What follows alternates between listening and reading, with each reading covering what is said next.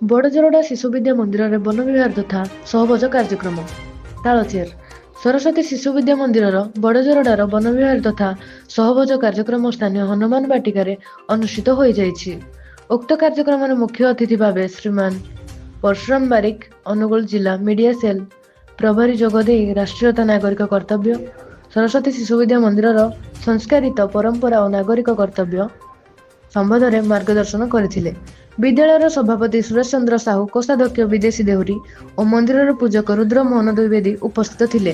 ଶିଶୁମାନଙ୍କ ଦ୍ୱାରା ମହାବଳୀ ବଜରଙ୍ଗବଲୀଙ୍କୁ 1001 ଲଡୁ ଓ ବିଶାଳ ପୁଷ୍ପମାଲ୍ୟ ତାଙ୍କ ପଦପଦ୍ମରେ ଅର୍ପଣ କରିଥିଲେ।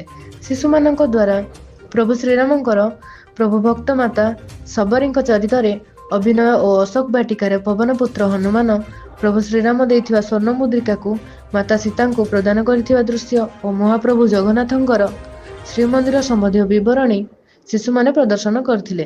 ନିକଟସ୍ଥ ବୃଦ୍ଧାଶ୍ରମ ଓ ପ୍ରକୃତି କୋଳରେ ଭ୍ରମଣ କରିଥିଲେ। ତାଳଚେରରୁ ପ୍ରଦୀପ କୁମାର ମହାରଣାଙ୍କ ରିପୋର୍ଟ, ତାଳଚେର ଖବର।